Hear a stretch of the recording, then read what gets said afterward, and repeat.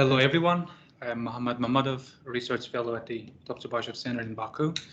Today, we continue our TOPTALK video series on geopolitical developments in the wider Eurasian region. And in this episode, we'll discuss China and certain aspects of Chinese foreign policy in time of increasing global competition. My guest is Mr. Emil Avdaliani. Emil Avdaliani is a professor at the European University in Georgia and a scholar of Silk Roads. Dear Emil, thank you very much for accepting our invitation and joining our program. Thank you very much for having me.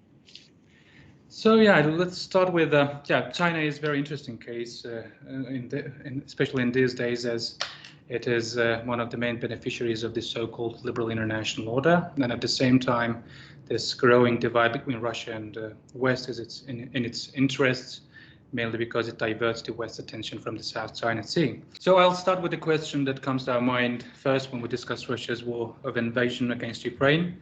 How does the ongoing war so far affect China's attitude towards Taiwan? Thank you for this interesting question. Well, first crucial thing to understand is that perhaps Ukraine as such is not so much important to China as many experts actually believe it to be. By that I mean that the war in itself is the Russian invasion of Ukraine is of global importance, that's for sure. But for China, what is critical is how the war actually affects its relations with the United States. And I think the basic thinking in Beijing throughout this war is that would China-US relations improve if China, for example, sort of takes more pro-Ukrainian position in this ongoing war? And I think the politicians in Beijing know quite clearly that overall long-term strategic competition with the US will continue. It will persist. And that really just shapes and explains actually why China has been very hesitant to take either openly pro-Ukrainian or openly pro-Russian position. Well, many believe that surely it's sort of more leaning towards Russia. But I think if you look from the long-term perspective, what China actually does, it tries to balance. And it does not really expect that its potential pro-Ukrainian position will be helping it in any way to improve ties with the US, or it will in any way sort of push US to look at China from a different perspective. So I think this basic understanding, but sort of often misunderstood by our Western colleagues, is what really drives Chinese position on the war in Ukraine, and how that would potentially affect the question of Taiwan. So I think the idea, the basic thinking, another basic thinking in China has been that a very quick or lightning victory of Russia would have been a very positive development, because that would sort of quickly end the war. But it would also would have shown that the West is unable to help sort of Ukraine. And in that sense, that could have been a very sort of positive signal, I would say, for Beijing in its relations with Taiwan.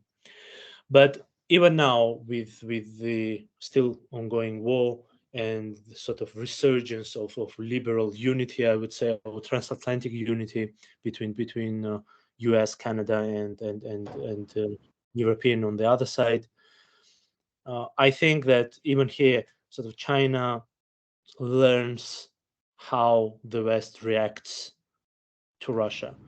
And in that way, that's precious experience, I would say, for Beijing, this year and a half essentially period when it sort of really understood what's the limit of the Western ability to sort of to essentially stop stop Russian sort of aggression on Ukraine.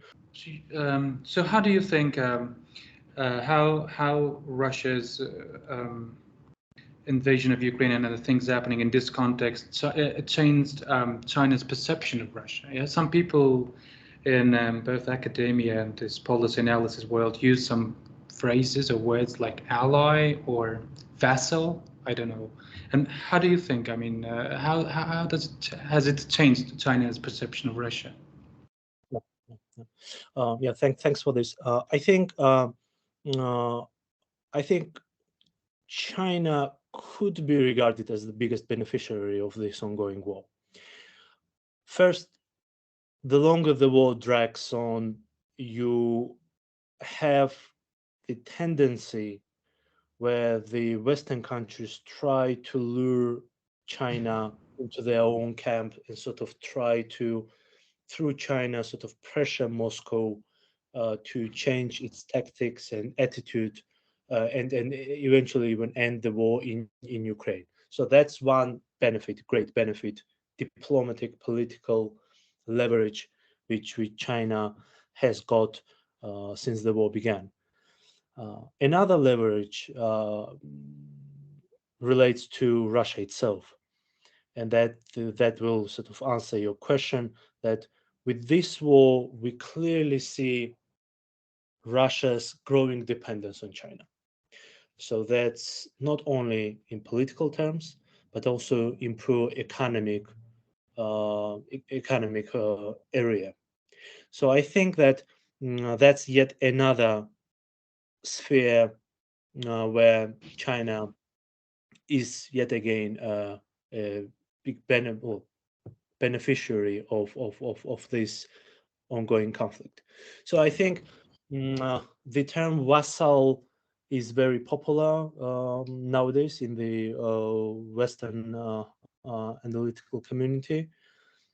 I would sort of abstain from calling Russia a vassal for the moment, at least, but it surely has grown much more dependent on China. And you clearly see how Europe, and maybe in a way even the US, and surely Russia, sort of try to sort of persuade China or to have China on their respective sides. So that's very comfortable position that Beijing now finds itself. Yeah, I'd like to bring it back to the United States. We always say that it's more about. I mean, the United States' main interest lies in the Asia Pacific, yeah, because the greatest, let's say, threat or challenge to its global dominance lies there, which is China. So, and in this context, one of the mostly used concepts is this Thucydides trap, yeah, this. China's rise and the fear it inspires in the United States, the global hegemon. So how do you think this discussion in the context of the ongoing war in Ukraine, do you think the clash is inevitable, or how this event is affecting the power balance between the two opposing sides? Well, I think the longer war drags on, there are much more. There's much more space for China to maneuver. In a way, the war in Ukraine allows China to have the US more distracted towards other regions than Indo-Pacific, or what you called Asia Pacific region. So I think that's yet another, biggest benefit that China currently has. I think that for real and quick change of global order, where, for example, US power sort of would decline and China would sort of become the sole superpower.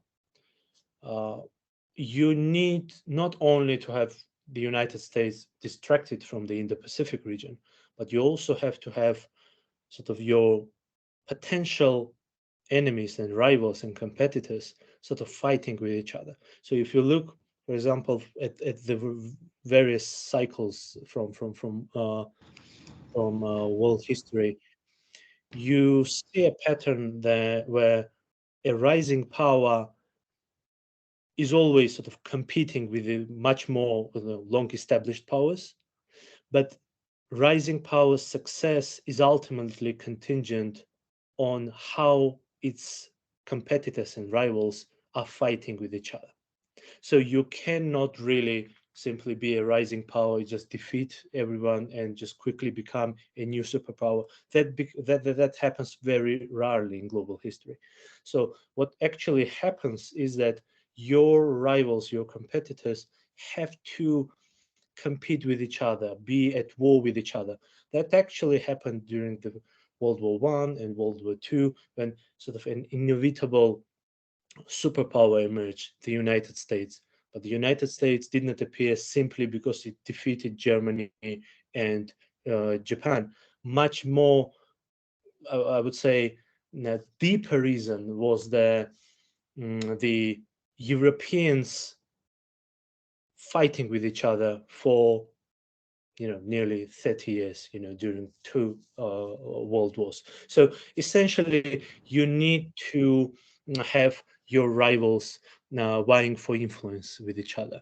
And in a way, if we have the war in Ukraine dragging on for another, for years and perhaps even a decade, that will only benefit China even more than the United States, because China's potential competitors would be distracted and they will be sort of fighting each other. So in a way, even Russia too is a long-term competitor for China. Yeah. Those countries are Western countries who with who China has very difficult historical relations. All of those countries were imperial states Yeah. who harmed China. And in a way, this long-term perspective still dominates Chinese thinking. For them, Russia, United States, and others, they should be distracted elsewhere and much away from the Indo-Pacific region. Yeah, just a quick follow-up question to make it much clearer. So you say that the United States, the West in general, and Russia bleeding themselves out uh, can make China achieve its Monroe Doctrine in the Asia-Pacific region, like what we call it regional It could be, dominance. Yeah. sure. It could be. It could be. So essentially, what China wants Yeah. is it's to build a different world order. What academicians, scholars would call sort of xenocentric order.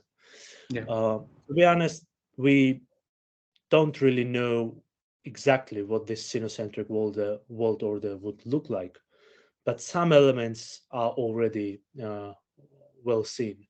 And I think one of the biggest elements in this new, xenocentric order will be sort of the lack, or not the lack, but non-existence essentially of military alliances. So essentially, China wants sort of to step beyond this logic of having concrete military alliances. It has power to sort of maneuver between various powers across Eurasia, and I think that's the order not not based on the logic what that predominated which was predominant in the Cold War era or even Yeah. post Cold War era. So it is a sort of a different period where in Eurasia you will have several actors like Russia, European Union, Iran, Turkey, Pakistan, India, and you've got China, which is much more confident, much bigger, and sort of China thinks that in this new order where you have several big actors and then much smaller countries, Beijing will be much more comfortable. Yeah. So Macron's recent comments on keeping Europe out of worsening US-China rivalry is being widely discussed these days. So what's your take on that? This strategic autonomy talks in the EU, which is mostly led by France. And how do you think it could shape or affect the future of China-US rivalry and let's say a hypothetical emergence of a multipolar world order? Well, I've seen plenty of comments by my Western colleagues actually criticizing Macron for this comments. In a way, what he was arguing that the EU, as you rightly said in your question, that EU should not really be dragged into the Sino-American competition or great power competition. It's actually what many other Eurasian actors also want to avoid. And if you look what Iran, what Turkey, or even Saudi Arabia are doing, that's actually exactly what Macron was saying, that they do not really want to choose between either China or the US. All of them are self-interested. They want to act according to their own interests. And that's actually even visible on the level of much smaller and less important countries like, well, Kazakhstan geographically is not very small, but geopolitically the country has much more influence surely than Iran, for example. But even you see that that's in the case in Kazakhstan, even in the case of Azerbaijan. None of those countries want to be solely focused on one or another actor. They want much bigger freedom for maneuver, for active, I would say, for activity, free activity in foreign policy. So I think if the talk about multipolar world order is correct and that's what's happening presently, I think we are seeing concrete signals about that very many countries actually want to avoid fixation on any big country. In a way, it's also understandable why Macron got so much criticism because many in the West, and I still think majority in the West, believe that Europe should be sticking much closer to the United States. If you look from that perspective, that's actually a continuation of traditional French policy that France was always advocating that Europe is sort of a different pole, or France is a different power who is able, to not only maneuver between bigger powers but also create its own geopolitical pole. Maybe that's just a continuation of that traditional thinking. But the formulation that Macron provided that and as you mentioned in your question, that neither US nor China and Europe should be somewhere in between and just be for itself. That's actually very peculiar and characteristic of the multipolar world order. So we do also have China's growing role in the Middle East affairs, which was best manifested, I think, recently in Iran, in an agreement between Iran and Saudi Arabia. So how do you think it will affect China's position in the region? Will it be sustainable? Because many experts already question if that.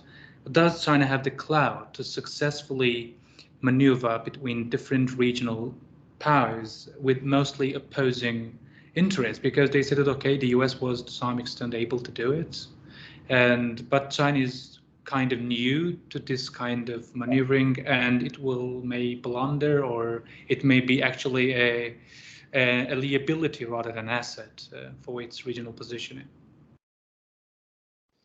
Yeah, that's actually, as you rightly mentioned, a tricky diplomatic game, carried out by China. Indeed, the biggest question which now persists is whether China will be able to sort of manage still existing, differences between Saudi Arabia and the Islamic Republic. It is for certain that the Islamic Republic will not be changing its basic understanding of Iran's position in the Middle East. So the dominance of Iran, or I would say sort of big influence of Iran on very many parts of Middle East, that will remain to be a core point or imperative of Iran in the coming years and perhaps even decades. And how that will be managed by China when you have Saudi Arabia, which is continuously worried about Iran's overall influence in the Middle East, and especially about Iran's nuclear program. So I think there are very many differences which remain, but I also believe that what China did was in a way a revolutionary act, and we should not be really expecting or overestimating essentially what could be achieved, with this rapprochement between two historical rivals. So what I'm saying here is that perhaps Chinese logic was just to return these two actors to the point when they broke off their diplomatic relations, and from that point onwards, perhaps they would find, some common understanding on sort of basic security in the region. Again, it will be very difficult, but it's just my wild guess, how Chinese thinking might be, how China might be operating in this very new area for itself. But actually, the act of sort of helping or facilitating rapprochement between Saudi Arabia and Iran, that's super new for Chinese foreign policy. So far, they have been hesitant to do anything like that. They were more focused on economic relations and trade and flow of oil, perhaps even some portion of gas for its internal consumption. But facilitating rapprochement, that's something different. And in a way, as I argued in one of my sort of short articles, perhaps we are seeing sort of a new period in China's foreign policy towards a wider Middle East, and perhaps even a new chapter in China's generally foreign policy towards conflicts across Eurasia. Because what we see with the peace proposal for Ukraine, that also could be sort of a part of overall effort, by China to sort of tone down tensions, and I think they are also not really not really building their sort of peace efforts out of competition with the US. So Chinese, I think, are simply acting on the understand or by the understanding that those countries really need peace in the Middle East, or even Ukraine or Russia and so on. So it's not only about the competition with the US. Yeah, and lastly, I'll of course ask you about the South Caucasus and the Silk Road, as you are a Silk Road expert. So, I'd like to ask about China's role in the South Caucasian affairs and your recent book, where you provide an excellent guide to understanding different power centers' position in the region. As far as I remember, that was mostly about Turkey, Iran, Russia, and China. Yeah? And could you please give us a bit what you discuss, and especially China's involvement in the region? Yeah, thank you for this. Yeah, basically the book is about So the book was mostly written before the second war in Ukraine, but it still, I think, is relevant today in a way that the South Caucasus has really entered the period of great power competition. And my argument was that you see how the South Caucasus gradually becomes sort of a region where no single power is able to dominate it as it has been for the past 2 centuries. For example, Russia was a dominant power either when it was the Russian Empire or the Soviet Union. Even after the breakup of the Soviet Union, Russia still retained, its, I would say, a powerful position, though it was not sort of a superpower in the region. But now, gradually, and I think the Second Karabakh War was a sort of a catalyzer in that sense that it really showed that Russia can no longer sort of define geopolitics of the South Caucasus on its own. So you now have Turkey, you now have Iran, which is quite unhappy about the changed balance of power to its north. So it doesn't really like that Azerbaijan is now confident and powerful because it fears that Armenia is now much weakened, and that in turn means that Iran's position is weakened. So Iran is now becoming more active in the region, as is Turkey, as is the West overall. And also you've got Russia. Russia has not gone anywhere, but its influence, especially with the war in Ukraine, sort of declined. And you see a true small multipolar world in this very small South Caucasus region, I would say, where the competition between the several powers actually provides some room for maneuver for Armenia, Azerbaijan, and Georgia. And if you see what these three countries are doing, they try to maneuver between several actors and they try to avoid fixations. And that even happens with Armenia, which has been traditionally very, very, very, very dependent on Turkey. Azerbaijan is surely very much close to Turkey, but even in Baku, people believe, at least that's my understanding, that fixation on any single power that doesn't really help any country. And Azerbaijan too tries to have, its as much independent foreign policy as possible. Yeah, and surely as it much relates to the question of China, you've got also China. It surely has much smaller influence than all these actors which I just talked about. But China too looks at the region as a potential bridge between between the European Union and Central Asia / China itself. So I think with the war in Ukraine, they talk about potential or sort of expansion of the middle corridor through Azerbaijan and Georgia. The that will bring in Chinese interests into the region with renewed rigor, because otherwise you will have to be dependent again on Russian route. And I'm quite sure that the Chinese are now less willing, hesitant to continue uh, trading with the West again through Russia. So they will seek alternatives, and that's, I think, that will serve as a major catalyzer for China's sort of renewed interests or reinvigorated interest, I would say, into the South Caucasus.